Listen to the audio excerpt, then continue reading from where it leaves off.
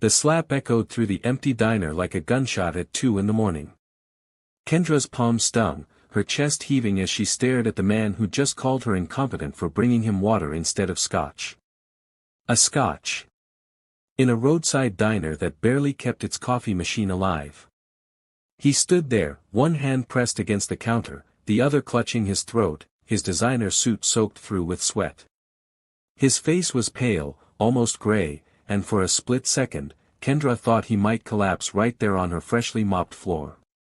"Are you insane?" he rasped, but his voice lacked the venom she expected. Instead, he sounded breathless, shocked. "Are you?" Kendra shot back, her voice sharp enough to cut glass.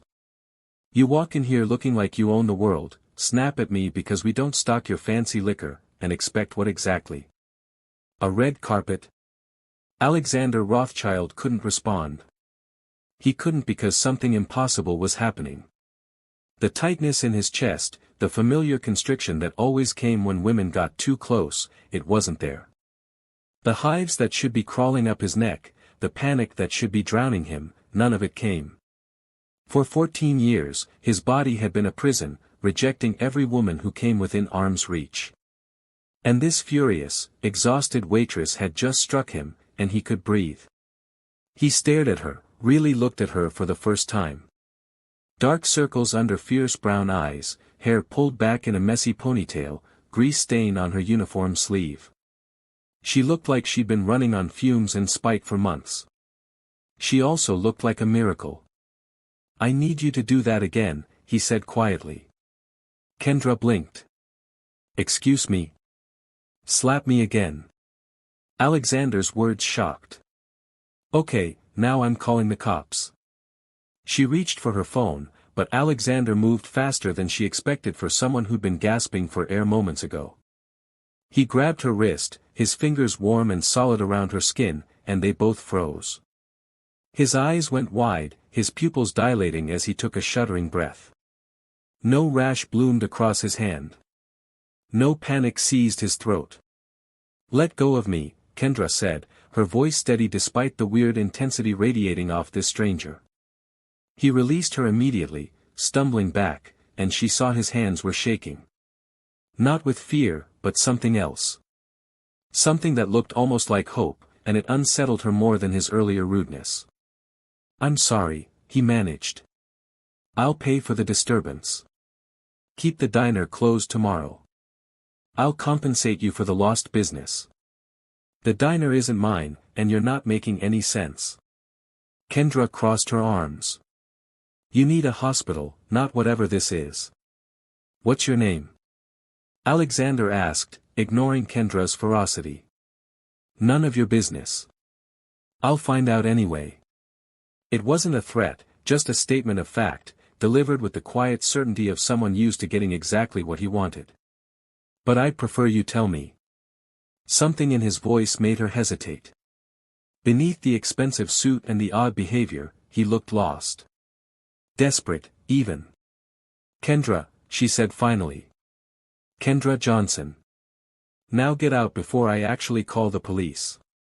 He nodded slowly, pulled out a wallet that probably cost more than her monthly rent, and placed $500 bills on the counter. "For your trouble, Kendra Johnson." Then he was gone, disappearing into the night like he'd never been there at all. Kendra stared at the money, at the door, at her still tingling wrist where he'd grabbed her. What the hell just happened? She didn't know that 3 blocks away, Alexander sat in his car with his head against the steering wheel, breathing deeply for the first time in 14 years. He didn't know her last name yet, didn't know anything about her except that she was rude and tired and completely, impossibly essential. His phone was already dialing his head of security. "I need you to find someone." For days later, Kendra was elbow-deep in her second job, helping rotate tires at Mike's auto shop, when a man in a black suit appeared in the garage bay. He looked as out of place as a diamond in a toolbox. "Kendra Johnson." She didn't look up. "If you're selling something, we're not interested. I'm here on behalf of Alexander Rothschild." He produced a cream-colored envelope, extended it toward her with a gloved hand. He'd like to offer you a position. That made her look up. The weird guy from the diner. The one who'd paid her $500 to slap him, or whatever that had actually been about. Tell Mr. Rothschild I already have 3 jobs and no interest in whatever scheme he's running. The salary is $500,000 per year. The wrench slipped from her fingers, clattering against concrete. What? Plus benefits, housing, and a signing bonus of $50,000, available immediately. The man's expression never changed. He requests a meeting today at 4 p.m. The address is in the envelope. A car will be provided. He left before she could respond, before she could throw the envelope back at him and tell him that nothing legitimate paid that kind of money. She stood there, oil-stained and shaking, and thought about her brother Marcus's suspension hearing tomorrow, about her sister Zoe's college application fees, about the eviction notice tucked under her mattress. She opened the envelope. If you're still watching, you need to hear what happens next. Hit that subscribe button right now because this story is about to get intense, and trust me, you don't want to miss what Alexander Rothschild is really hiding. The penthouse looked like it had been designed by someone who'd never heard of the concept of warmth. All glass and steel and cold white surfaces that Kendra was terrified to touch. Alexander stood by the floor-to-ceiling windows, his back to her, silhouetted against the city skyline. He didn't turn when she entered. You came, he said. Your money came. I just followed it. Kendra stayed near the door, acutely aware of how out of place she was in her clean but worn jeans and jacket. So what is this? You need a kidney? Someone to take a fall for tax evasion? Because $500,000 says something illegal. That made him turn. He looked better than he had at the diner, put together and commanding in dark slacks and a pressed shirt, but there was still that desperate edge in his eyes. I need you to stay near me. Absolutely not. I'm leaving. 6 months, he continued as if she hadn't spoken. Live here, accompany me to meetings and events, stay within arm's reach during business hours. That's all. That's insane. That's the job.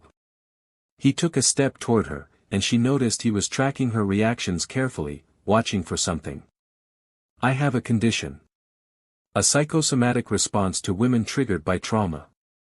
Panic attacks, hives, respiratory distress. I've had it for 14 years, and no treatment has worked. So see another doctor, not a waitress. You don't understand. Another step closer. When you touched me at the diner, nothing happened. No panic, no symptoms, nothing. You're the first woman in 14 years who hasn't triggered an attack. Kendra's back hit the door. That's not possible. I've had the best medical minds in the country tell me what's possible. They're all wrong. He stopped a few feet away, close enough that she could see the fine tremor in his hands, the way his breathing had gone shallow. I'm not asking you to fix me. I'm asking you to give me 6 months of freedom. 6 months of being able to do my job without my own body sabotaging me. Why me? I don't know. The admission seemed to cost him. I've spent 4 days trying to understand it, running every test, analyzing every variable. There's no scientific reason. But it's real, and I'm desperate enough to pay you $500,000 to be in the same room as me. Kendra studied him, this billionaire who could probably buy her entire neighborhood, looking at her like she held his life in her hands. What's the catch? You can't quit for 6 months. The contract is binding. You'll live here, in your own wing, with complete privacy. I won't touch you without permission, won't make any demands beyond your presence. Everything is outlined in the contract. He gestured to a thick document on the glass table. Read it. Negotiate terms. But decide quickly, because I have a board meeting in 2 days, and I can't do it without you. She should have walked out. Should have run from this bizarre situation and never looked back. But she thought about Marcus, about Zoe, about the stack of bills that never seemed to shrink no matter how many shifts she worked. I want the signing bonus tonight. In cash. Something that might have been relief flickered across his face. Done. And I want Sundays off. Agreed. And if you're lying, if this is some kind of sick game, I will destroy you. I don't care how rich you are. I wouldn't expect anything less. He almost smiled. Do we have a deal, Kendra Johnson?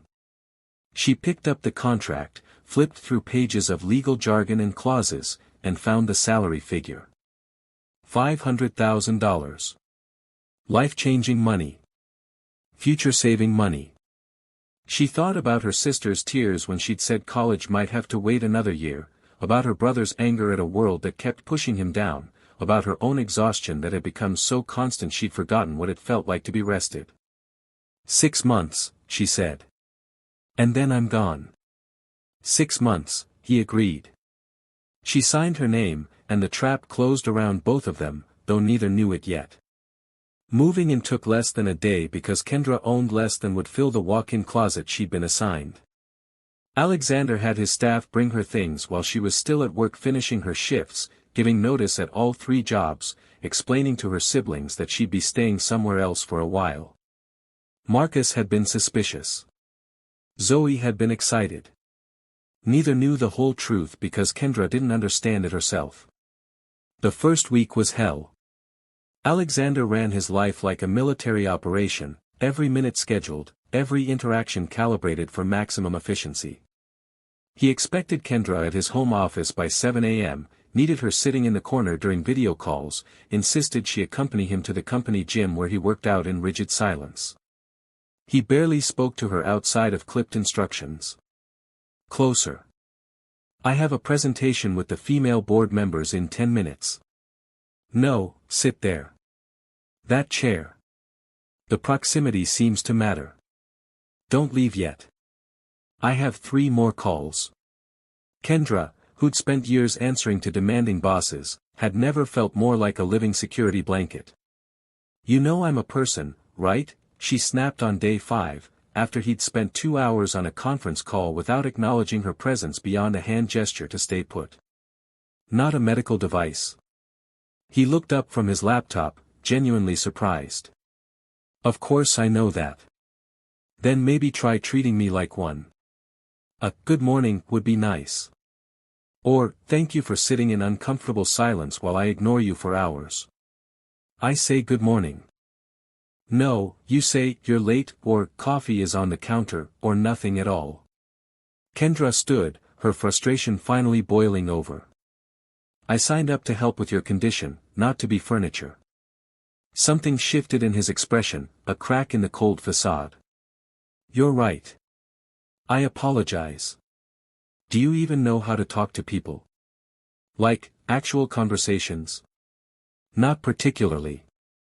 He set down his laptop, giving her his full attention for the first time all week.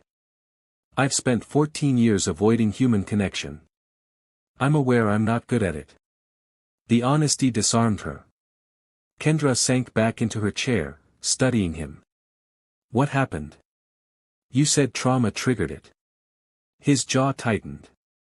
That's not part of our agreement. Fine.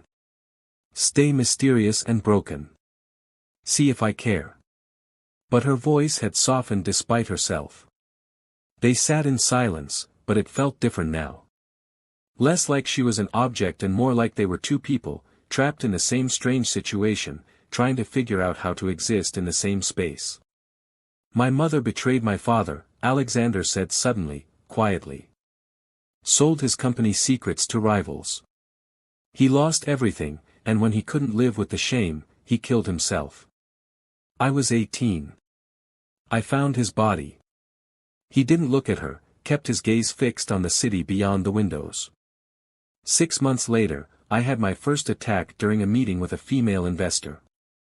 My mind connected women with betrayal, and my body has been rejecting them ever since. Kendra's throat tightened. I'm sorry. Don't be. It taught me to rely only on myself. But the way he said it sounded like the loneliest thing in the world. She stood, crossed the space between them before she could second-guess it, and placed her hand on his shoulder. He went rigid, his breath catching, and for a heartbeat she thought she'd made a terrible mistake. Then he exhaled slowly, and she felt the tension leave his body. No reaction, he whispered, almost reverent. No reaction, she confirmed. He looked up at her then, really looked at her, and Kendra saw past the billionaire armor to the 18-year-old boy who'd lost everything. Something shifted between them in that moment, something dangerous and inevitable. Alexander reached up slowly, giving her time to pull away, and covered her hand with his. His palm was warm, his fingers trembling slightly. "Thank you," he said. "For being here. For being patient with me. For being real." "You're welcome," Kendra managed, her heart doing weird things in her chest that definitely weren't part of the contract.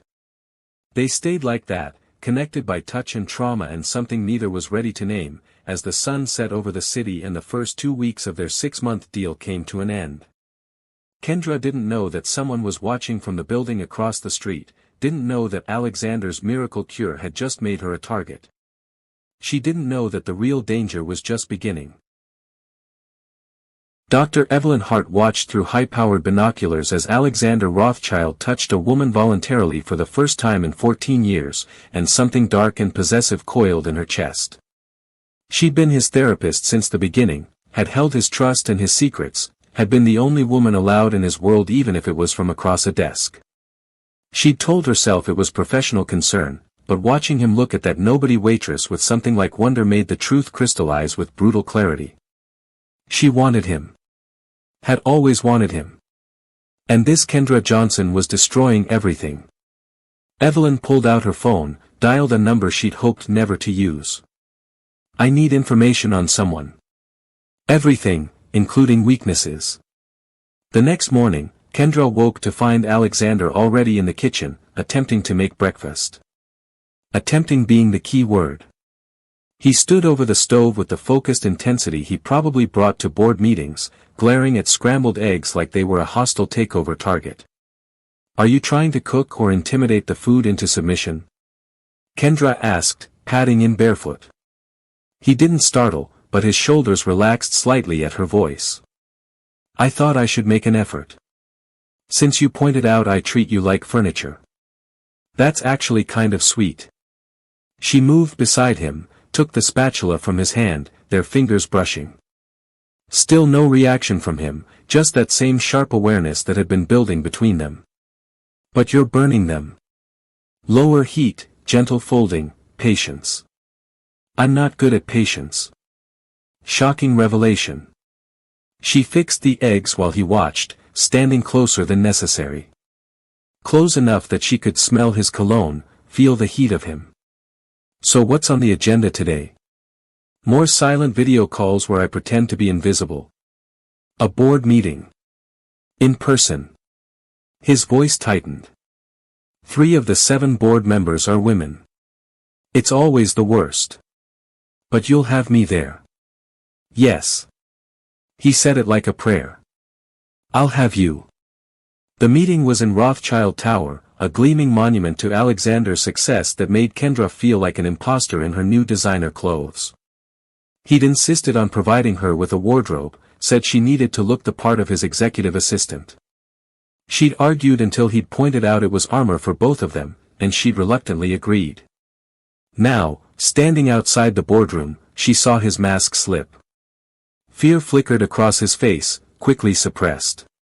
"Hey," she said softly, touching his wrist. "I'm right here. You're not alone." He nodded, straightened his tie, and became the untouchable CEO again. But his hand found hers for just a second, squeezed gently. "Stay close." The board members were exactly what Kendra expected, powerful, sharp-eyed, missing nothing. They noticed her immediately, curiosity and calculation in their gazes.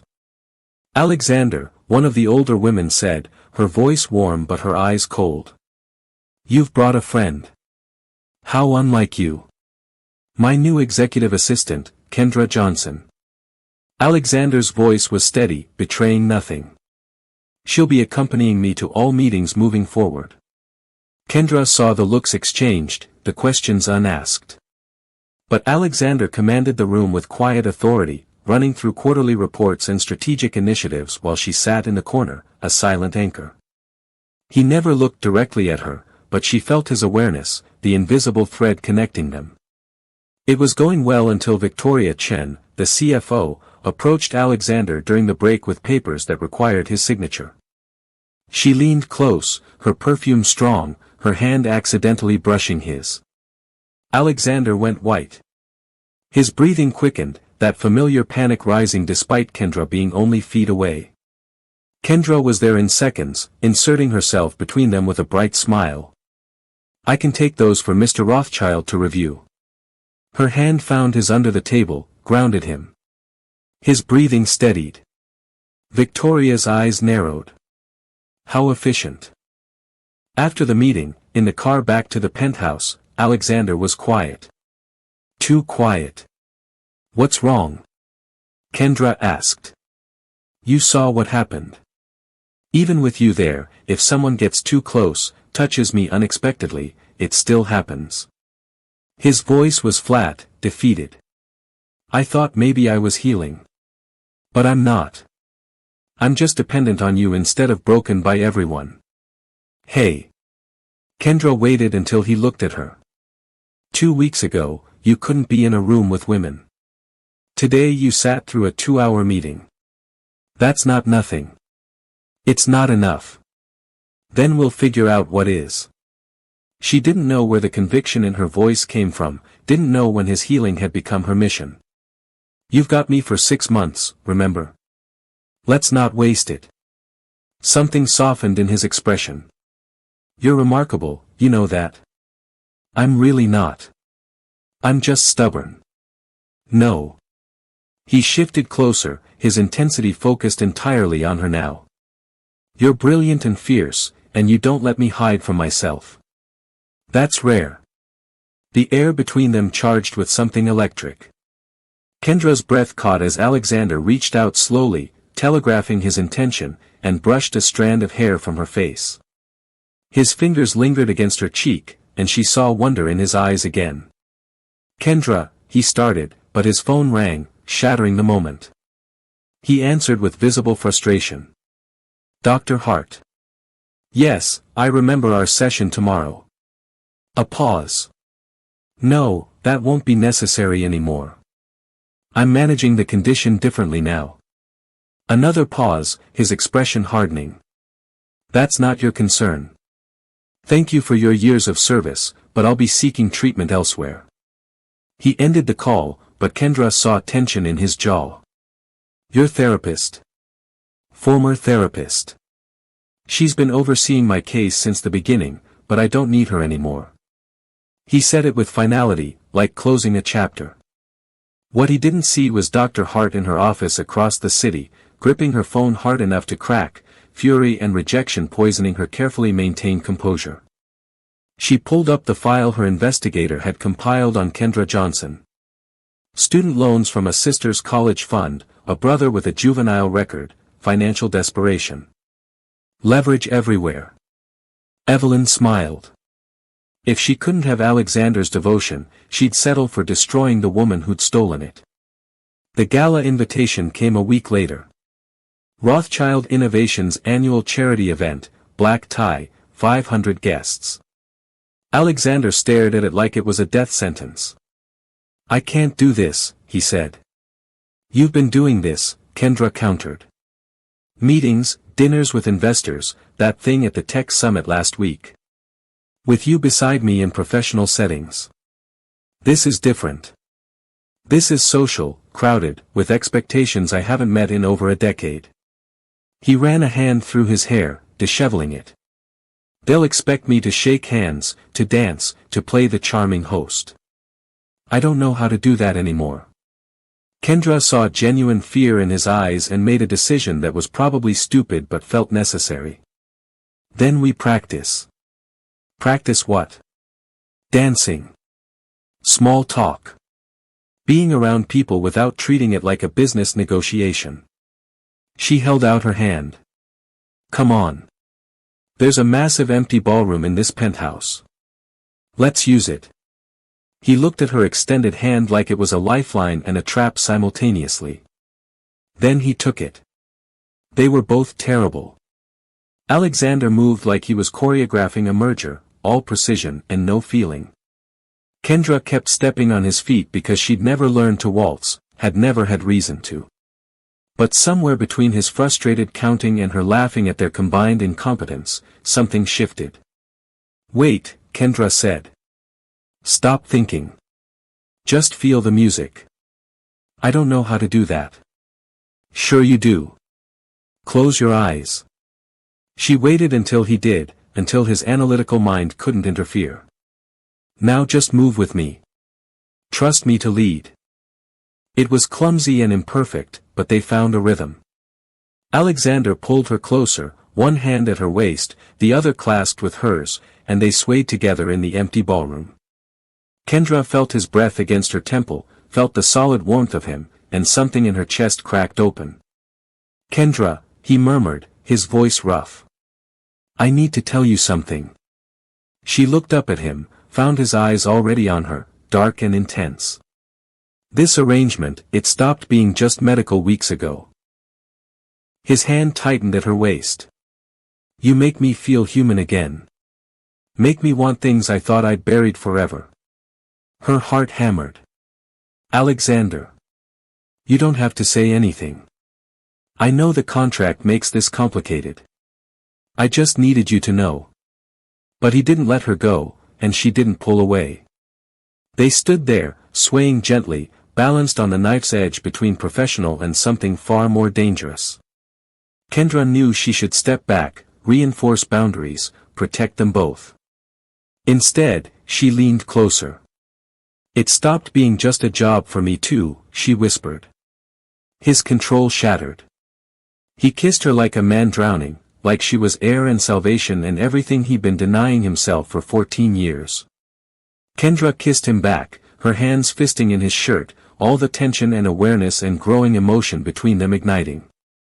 When they finally broke apart, both breathing hard, she saw something like fear in his eyes. I'm sorry. I shouldn't have. Shut up, she said, and kissed him again. They didn't make it to the bedroom. Didn't make it past the ballroom floor, and Kendra didn't care because Alexander touched her like she was precious, like he was terrified and grateful and completely undone, and she'd never felt more wanted in her life. Afterwards, lying tangled together, his hand tracing idle patterns on her skin, he said quietly, I think I'm falling in love with you. Kendra's breath caught. That's probably a bad idea. Terrible idea, he agreed. The worst I've ever had. We still have 4 months on the contract. I'll pay out the rest. You can leave tomorrow if you want. I won't trap you with money. She propped herself up on one elbow, looked at him seriously. What if I don't want to leave? Hope and fear warred in his expression. Then stay.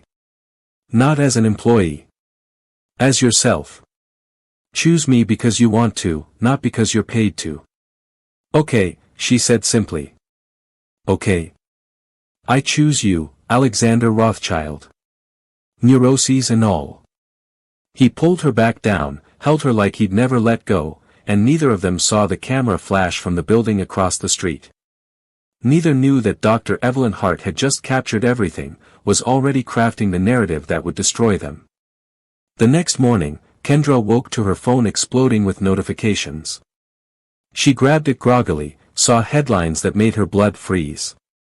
Billionaire CEO's secret girlfriend, gold digger or something else.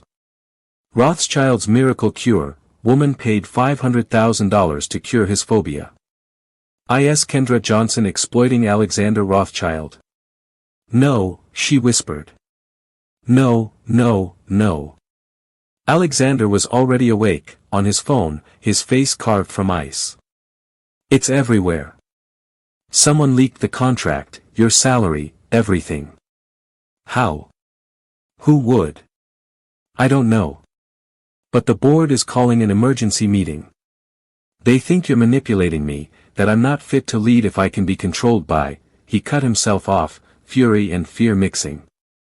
By a nobody waitress who got lucky? Kendra finished bitterly. She felt sick, exposed, like every private moment had been turned into a weapon. His phone rang. He answered, listened, then went very still. Send me the video. He hung up, pulled up an email, and they both watched in horror as footage played. Them in the ballroom, dancing, kissing, intimate and damning. But the angle made it look calculated, like she was seducing him deliberately, and the timestamp showed it was sent to every major news outlet. This was staged, Alexander said slowly. Whoever did this had cameras positioned, knew what they were looking for. Before you find out who's behind this betrayal, hit that like button and drop a comment telling me if you think Kendra and Alexander can survive this. And subscribe because the next part is going to blow your mind. The emergency board meeting was brutal. Kendra sat beside Alexander while 7 pairs of eyes dissected her like a specimen. Mr. Rothschild, Victoria Chen said coldly, we're concerned about your judgment. This woman was hired under unusual circumstances, paid an exorbitant salary for unclear services, and now appears to have significant influence over you. Kendra is my assistant and my personal concern, Alexander replied, his voice icy. Neither requires board approval. It does when it affects your ability to lead. We've received a report from Dr. Evelyn Hart expressing concern for your mental state. Kendra's head snapped up. Dr. Hart? The therapist you fired? Former therapist, Victoria corrected, sliding a folder across the table. Who has provided documentation suggesting Ms. Johnson may be deliberately triggering psychological dependence for financial gain. Alexander's hand found Kendra's under the table, squeezed hard. That's absurd. Is it? Another board member, James, leaned forward. You've paid her $500,000, given her access to your private life, and according to Dr. Hart's notes, she's the only woman you can tolerate. That sounds like dependence to me. Or recovery, Kendra snapped, her composure breaking. Maybe it sounds like he's getting better and you can't stand it. Kendra, Alexander warned softly. But she was done being silent. You want to know the truth? Yes, he hired me because I don't trigger his condition. Yes, I'm paid well. But everything between us is real, and if you can't see that, you're blind. How convenient for you, Victoria said. A poor waitress stumbling into a billionaire who needs her specifically. Almost like a fairy tale. Alexander stood abruptly. This meeting is over. My personal life is not corporate business. It is when Dr. Hart has evidence you're being manipulated, James said. She's filed a medical report suggesting intervention. What kind of intervention? Kendra's voice shook. Separation from the triggering relationship. Professional evaluation. Possibly temporary removal from leadership until you're stabilized. Victoria's expression was sympathetic but her eyes were calculating. We're trying to protect you, Alexander. By taking away the only person who helps me. That's not protection. But Kendra heard the tremor in his voice, saw the old panic returning. His breathing quickened. She stood, placed her hand on his shoulder, and felt him steady. You don't get to decide this for him. He's not broken or incompetent. He's managing a medical condition, and you're making it worse. We have a responsibility to shareholders, Victoria countered. And right now, the liability is you. Alexander's phone buzzed. He looked at it, and whatever he saw made him go pale. We need to leave. Now. In the car, he showed her another video, this one doctor to make it look like she was coaching him before meetings, whispering in his ear, controlling his responses. The caption read, Puppet Master or Girlfriend? You decide. This is character assassination, Kendra breathed. It's strategy. Alexander's jaw was tight. Someone wants me vulnerable, wants to drive you away and prove I'm unstable without proper medical oversight. The question is who benefits? Dr. Hart, they said simultaneously. Back at the penthouse, Alexander's head of security confirmed it. The cameras, the leaks, the media campaign, all traced back to firms Dr. Hart had hired. But there was more. "Sir, Dr. Hart has been depositing money into an account under Ms. Johnson's name. Small amounts over the past 2 weeks, designed to look like she's being paid by a third party." Kendra felt the floor drop out. "What? I never authorized any account." "It's fraud," the security chief said. "But it'll look like you were taking money from someone else while under contract with Mr. Rothschild. Combined with the videos and the board's concerns. It makes me look like a corporate spy," Kendra finished numbly. Alexander was already moving, pulling up files, making calls. But she saw something that terrified her more than the conspiracy. She saw doubt. Just a flicker, quickly suppressed, but it was there. The same doubt that had poisoned him at 18, the betrayal embedded so deep that even love couldn't quite reach it. "You believe me, right?" she asked quietly. He stopped, turned to face her. "Of course I do." That wasn't convincing. "Kendra. Your mother betrayed your father. Women mean betrayal to you, literally make you sick. And now there's evidence, fake but documented, that I'm doing the same thing." She felt tears burning but refused to let them fall. "So I need to know. Do you trust me or not?" The hesitation was barely a second, but it was enough. "I'm trying," he said, and the honesty hurt worse than a lie. "I want to trust you completely, but my mind keeps showing me the evidence, keeps whispering that it's happening again. I would never. I know that logically. But trauma isn't logical." His voice broke. "I'm sorry. I'm so sorry, but I can't make 14 years of conditioning disappear just because I love you." Kendra nodded, feeling something crucial shatter between them. "I need to go." "Don't. Please. We'll prove Hart fabricated everything, we'll. You need space to figure out what you actually believe without me here influencing you." She grabbed her bag, the one she'd brought 6 weeks ago that still held her real life. "And I need to not watch you look at me like I might be your enemy." "Kendra, wait." But she was already leaving, and this time Alexander's body gave him what his mind feared. The moment the door closed behind her, panic seized him. His chest constricted, hives bloomed across his skin, and he collapsed against the wall, gasping. She was his cure and his poison, his hope and his fear, and he'd just let her walk away. Across the city, Dr. Evelyn Hart received confirmation that Kendra Johnson had left the penthouse.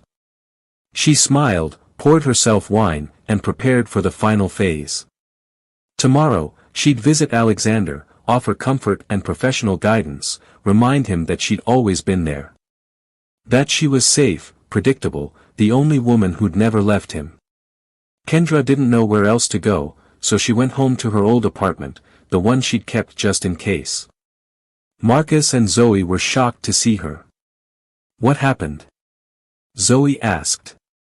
"The internet is going crazy with." "All lies," Kendra said tiredly. "Someone's framing me to get to Alexander." "Then fight back," Marcus said. "You're not a quitter." "I can't fight his trauma, Marcus. He wants to trust me, but he can't. Not completely." She sank onto the couch. "And maybe that's okay. Maybe some damage is too deep to heal." Her phone buzzed. A text from an unknown number: "I have proof Hart is behind everything. Meet me at Rothschild Tower, server room, midnight. Come alone." Kendra stared at the message. It could be a trap. Probably was a trap. But if there was even a chance to clear her name, to give Alexander the truth he needed. She grabbed her jacket. At 11:55 p.m., Kendra stood outside Rothschild Tower. The building was dark except for security lights, eerily empty. Her phone buzzed again: server room. 3rd floor. Hurry. She slipped inside using the access card Alexander had given her weeks ago, took the stairs. The server room door was ajar, blue light spilling out. Kendra pushed it open and froze. Dr. Evelyn Hart stood among the servers, elegant and cold, holding a tablet. "Hello, Kendra. Thank you for coming. You sent the text." "Not a question. I needed to speak with you privately. Woman to woman." Evelyn's smile was poison-sweet. "You're quite resilient, I'll give you that. Most women would have given up by now. What do you want?" "I want you to disappear. Take a payout, sign an NDA, and leave Alexander to people who actually understand him." Evelyn stepped closer. "You're a distraction, a temporary fix to a permanent problem. He doesn't love you, he loves that you don't make him sick. There's a difference." "You're wrong." "Am I?" "Then why did he hesitate when you asked if he trusted you? Why did that doubt creep in?" Evelyn's eyes glittered. "Because I've been his therapist for 14 years. I know every fear, every trigger, every weakness. And I know he'll never truly trust a woman again. Especially not one who conveniently appeared when he needed her most." Kendra's hands clenched. "You're the one manipulating him. I'm protecting him from people like you. Gold diggers, social climbers, women who see a broken billionaire and smell opportunity." Evelyn held up the tablet. "I have enough fabricated evidence to destroy your reputation permanently. Your family's reputation. Your sister's college prospects. Unless you walk away tonight. And if I don't? Then I'll make sure Alexander believes every lie. I'll break him down until he's dependent on me again, until he remembers that I'm the only woman who never wanted anything from him." Her mask dropped completely, showing obsession underneath. "He was mine first. Mine to heal, mine to know, mine." The door burst open. Alexander stood there, flanked by security, his phone held up. "Recording." "You were never mine, Evelyn," he said coldly. "And I heard everything." Evelyn went white. "Alexander, I can explain." "You won't. You'll surrender your medical license, delete every piece of fabricated evidence, and face charges for fraud and harassment. Or I'll make this recording public and destroy you professionally." His voice was ice. "You have 10 seconds to decide." Evelyn looked between them, saw she'd lost, and something vicious crossed her face. She lunged for Kendra, but security caught her, dragged her back as she screamed. "She's using you. She doesn't love you. I'm the only one who stayed." "You stayed because I paid you to," Alexander said quietly. "Kendra stayed because she chose to. There's a difference." Security escorted Evelyn out, her screams echoing in the stairwell. Alexander crossed to Kendra, who stood frozen, adrenaline crashing. "How did you know?" she managed. "I didn't trust my own judgment, so I trusted the evidence. My security team found the real financial trails, the camera installations, everything. And then Evelyn texted you from a burner phone registered to her office." He took her hands carefully. "I'm sorry I doubted you. I'm sorry my damage made me hesitate when you needed certainty. Your damage is part of you. I can't be angry at that. You should be. You deserve someone who doesn't come with all this," he gestured vaguely at himself, "baggage." Kendra laughed shakily. "Alexander, I come with 3 jobs worth of exhaustion, 2 siblings to raise, and approximately 0 experience with normal relationships. We're both disasters. So what do we do?" She stepped closer, cupped his face. "We choose each other anyway. Damage and all." He kissed her then, desperate and grateful, and Kendra tasted relief and love and the beginning of something real. But as they left the building, neither saw the figure watching from across the street. A man in a dark coat, phone pressed to his ear.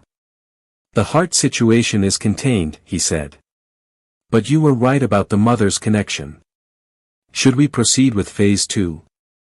A woman's voice answered, elegant and cold. "Yes. It's time my son learned the truth about his precious Kendra Johnson. And about me. The line went dead, and the man smiled. Across the city, in a hotel penthouse, the woman set down her phone and gazed at a photograph of Alexander as a boy. Almost time to come home, darling, she murmured. Because Dr. Hart had been a pawn, a distraction. The real enemy had been watching all along. And she was Alexander's mother.